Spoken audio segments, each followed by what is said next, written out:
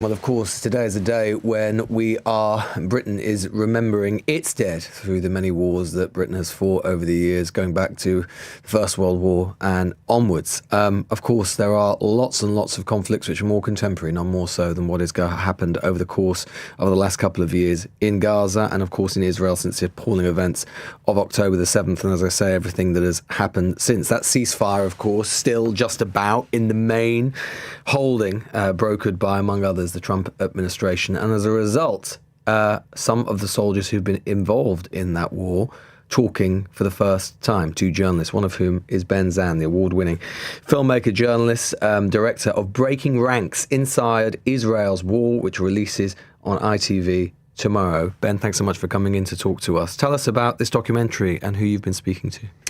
Yeah, the rationale was obviously Gaza's a place that's been kind of shut off from foreign journalists for in a very unusual way. A long time now, in a very unusual way. And I think the idea was to try and get a perspective of what's actually happening on the ground, and also to get a sense of, you know, the kind of level of destruction and chaos that's been kind of wrought is well documented. It's a horrific conflict.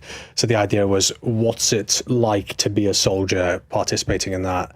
On the Israeli side. On the Israeli side specifically, yeah. And to hear testimony in regards to, you know, what many are calling potential war crimes. And it's pretty revealing. I think it's the most extensive documentary of its kind in terms of people speaking from personal testimony. And what sort of thing have these soldiers been telling you?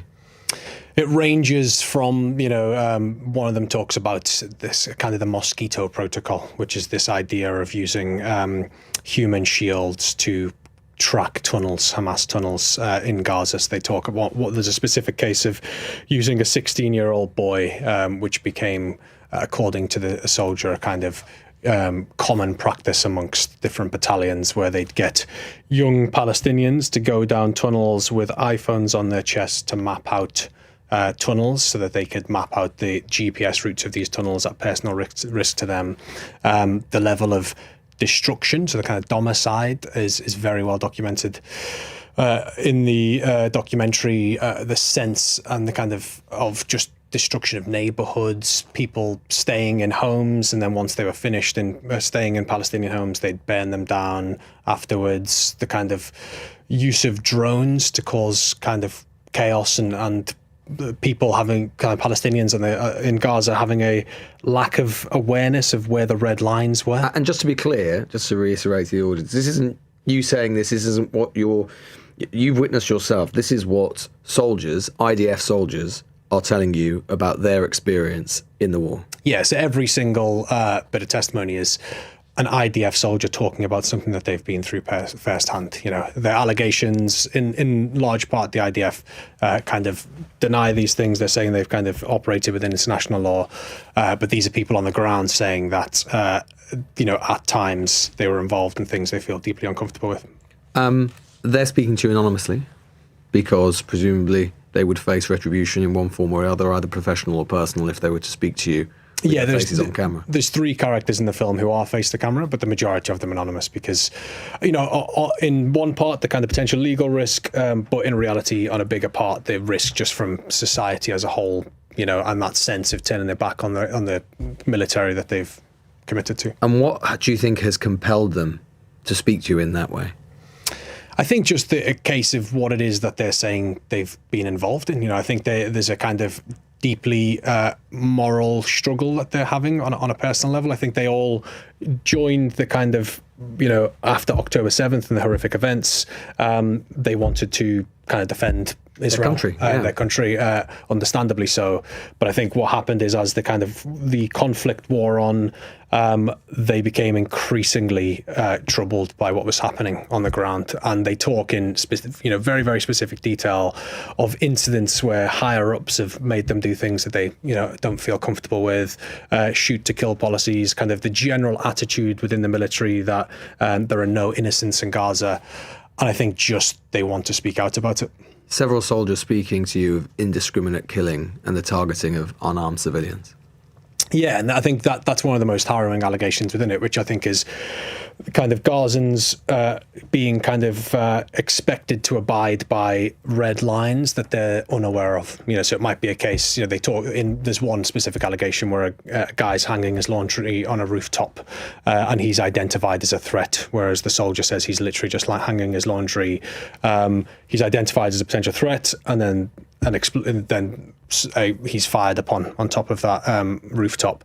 So it's these different instances where, if kind of people are walking in an unusual way, then it'll be identified as a 2-to-1 military formation, when in actual fact, it's just civilians walking down a road. So it's a sense that you kind of can't really escape this sense of being a threat to the Israeli military.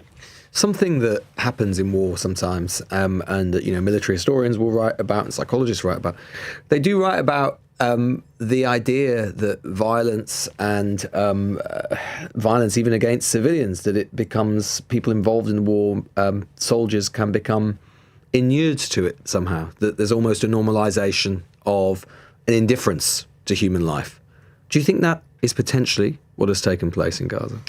To be honest, I think this was the most compelling reason that I wanted to make the documentary in the first place, which is, what is it actually like to be a soldier in amongst this, to be the people? Because we can't imagine. It's very, very difficult for us. You can't imagine it. And what's it like to kind of be directed to take part in things that many would find kind of highly questionable? I think, the reality is the fact that they're anonymous and they're worried about the consequences that kind of come from this clearly shows that it's not kind of majority of the opinion.